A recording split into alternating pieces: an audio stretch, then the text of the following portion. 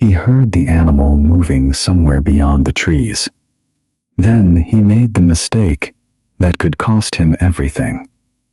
The frontier hunter stepped deeper into the wilderness, following fresh tracks through the snow. His rifle was loaded. His experience told him he was close. But experience can become dangerous when it turns into overconfidence. He kept walking. The tracks led farther into the forest. He should have turned back. He didn't.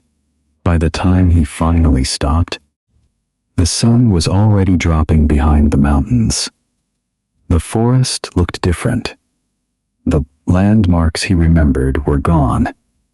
The trail behind him seemed to have disappeared, and then came the realization every frontier hunter feared. He was lost. No road, no nearby town, no telephone, no rescue team, just miles of wilderness between him and home. And the most terrifying part? He hadn't been attacked by a bear. He hadn't been surrounded by wolves. He hadn't been caught in a gunfight. He had simply followed an animal too far. That was the brutal reality of hunting on the American frontier. The wilderness didn't always kill men with spectacular attacks. Sometimes it waited for a small mistake. A hunter followed tracks beyond his planned route. Another ignored a storm forming over the mountains. Another trusted a frozen river that wasn't as safe as it looked. Another approached wounded game without enough caution. Another traveled after dark because pride wouldn't allow him to admit he should stop. And sometimes, several mistakes happened, one after another. That's when a hunting trip could become a survival nightmare. Imagine being deep in the wilderness when the weather suddenly changes. The temperature falls. Your clothes become wet. The wind starts cutting through the trees. You know your camp is somewhere behind you, but you aren't completely sure which direction to take. Every minute you keep walking costs energy. Every wrong turn makes the journey longer. And the darkness is coming. What would you do? That's the question frontier hunters faced without the technology we take for granted today. No GPS, no weather app, no emergency beacon, no helicopter waiting overhead. If they became lost, injured, or stranded, they had to rely on knowledge, preparation, and judgment. And sometimes judgment failed. That's what makes the forgotten hunting mistakes of frontier men so fascinating. These weren't necessarily foolish people. Many were experienced hunters who understood tracks, terrain, rivers, weather, firearms, and animals better than most modern people ever will. But the wilderness had a way of exposing even the smallest weakness, and once one mistake happened, another could follow. A hunter gets lost. He panics. He walks faster. He burns energy. He becomes thirsty. He makes camp too late. Now he's cold.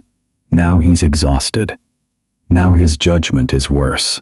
One bad decision has become 5. And suddenly, the greatest threat isn't the animal he was hunting. It's survival itself. Today, we're uncovering the deadliest hunting mistakes frontier men made in the wilderness, and the survival lessons hidden inside these forgotten stories. Some of these mistakes sound almost harmless. Others seem obvious. But when you're alone in the wilderness, miles from civilization, the smallest error can become a life or death problem. And one mistake near the end of this story is particularly disturbing, because it could happen after a hunter believed the danger was already over. So don't leave early. because by the end, you'll understand why experienced frontier hunters feared overconfidence almost as much as they feared the wilderness itself. If you enjoy forgotten frontier history, wilderness survival, mountain man stories, and the untold lessons of America's past, like this video and subscribe to Ethan Cross, and tell me in the comments, where are you watching from? Now, let's step beyond the edge of civilization and discover the hunting mistakes that could turn an ordinary frontier hunt into a fight for survival. A frontier hunter could disappear into the American wilderness with a rifle, a knife, and years of experience, and still make one decision that turned a routine hunt into a fight for his life. The wilderness did not need a bear to kill you. Sometimes it only needed you to become careless. For frontier hunters, hunting wasn't a weekend hobby. It was food, trade, survival, and sometimes the only way a family could make it through another winter. Every trail followed, every river crossed, and every shot fired carried consequences. The first mistake was chasing game too far. A hunter might discover fresh deer tracks and begin following them. At first, there was no reason for concern. The tracks looked fresh, the weather was favorable, and the animal seemed close. But the wilderness has a dangerous way of rewarding persistence. 1 mile became 2, 2 became 5. Then, the hunter looked back and realized the landmarks were unfamiliar. The animal had disappeared, but the hunter was now lost. This was especially dangerous because frontier landscapes could look remarkably similar. Trees, ridges, streams, and rock formations could repeat for miles.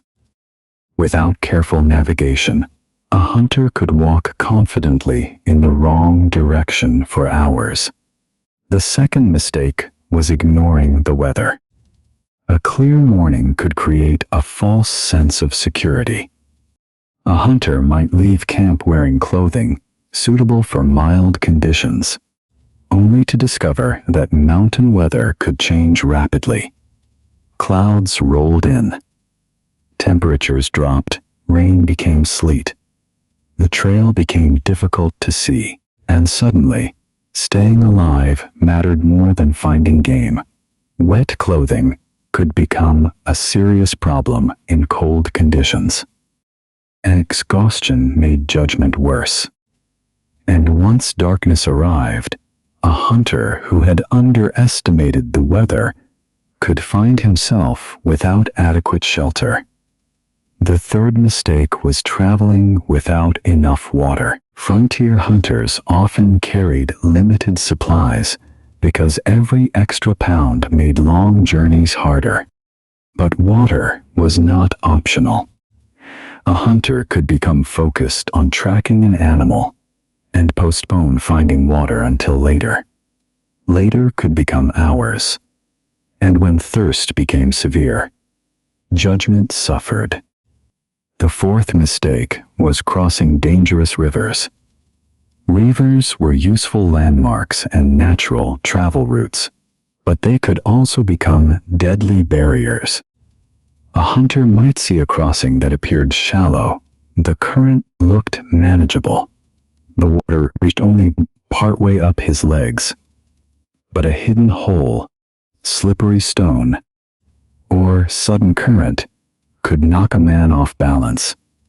And once a person fell into cold, fast-moving water while carrying equipment, the situation could become dangerous within seconds. The fifth mistake was approaching wounded game too quickly. A successful shot did not always mean the danger was over. A wounded animal could be frightened, cornered, and unpredictable. The hunter's excitement could override caution. He might follow blood trails immediately. moving deeper into thick brush without considering the animal's condition or surroundings. That confidence could become a trap. The sixth mistake was failing to maintain equipment. A rifle was not merely a weapon. For a frontier hunter, it could be a lifeline. A damaged firearm, neglected ammunition, or poorly maintained gear could become a serious problem when the hunter depended on it for food or protection. The lesson was simple. Equipment had to work before it was needed. The seventh mistake was building camp in the wrong location. A campsite beside a beautiful river might look perfect, but beauty didn't always mean safety. Fluting, wind, falling branches, cold exposure, and poor visibility could turn a comfortable-looking location into a dangerous one. Experienced woodsmen learned to think about what the landscape might become, not simply what it looked like at that moment. Another dangerous mistake was making too much noise. Hunting required patience. A careless hunter could disturb animals long before he ever got close enough for a shot. Breaking branches, talking loudly, moving unnecessarily, or failing to pay attention to wind direction could destroy hours of tracking. But there was an even bigger problem. A noisy hunter was also a distracted hunter. And distraction in the wilderness could mean missing a change in weather, overlooking a dangerous slope, or failing to notice that he had wandered away from his route. Then came one of the most dangerous mistakes of all. Hunting after dark without a clear reason. Night changed everything. Distances became difficult to judge. Landmarks disappeared. Trails became confusing, and simple obstacles became hazards. A man who was completely confident during daylight could become disoriented after sunset. The safest decision was often not to keep moving. It was to stop, build shelter, stay warm, protect energy, and wait for daylight. But pride could make that decision difficult. Frontier culture often celebrated toughness. A man didn't want to admit that he was lost. He didn't want to stop. He didn't want to turn back. And sometimes that stubbornness was more dangerous than the wilderness itself. Another mistake was carrying too much confidence after a successful hunt. Successes could create the illusion that the difficult part was over.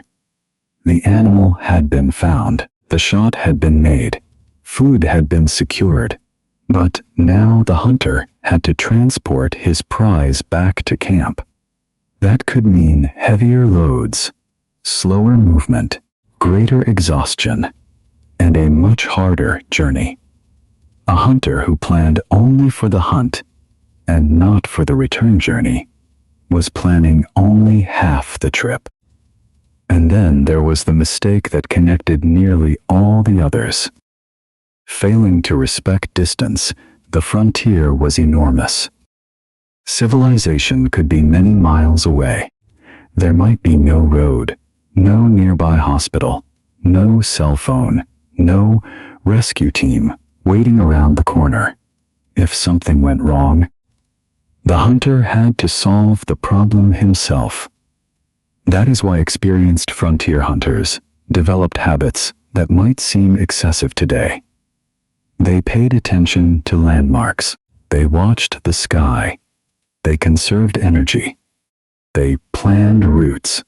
They carried essential supplies. They respected rivers. They treated wounded animals cautiously. And they understood that survival was often about preventing emergencies rather than escaping them.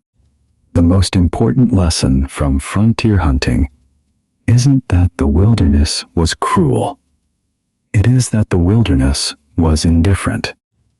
It didn't care whether you were an expert. It didn't care how many hunts you had completed.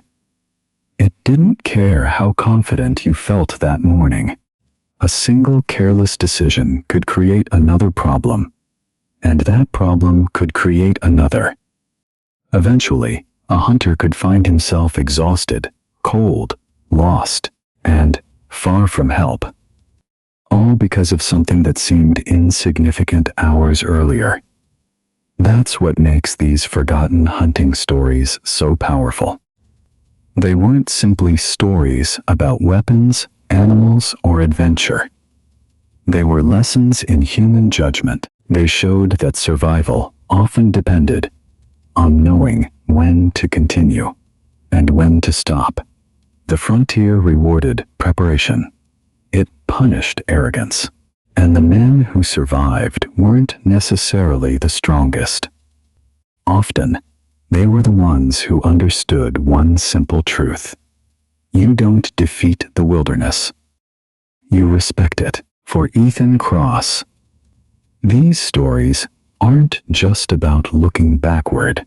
They're about understanding how ordinary decisions can become extraordinary consequences. Because the next time you hear a story about a frontier hunter facing a bear, a blizzard, or a dangerous trail, remember this. The most dangerous moment may have happened long before the animal ever appeared. It may have started with one small mistake, and that's why the deadliest hunting lessons from the American frontier still matter today.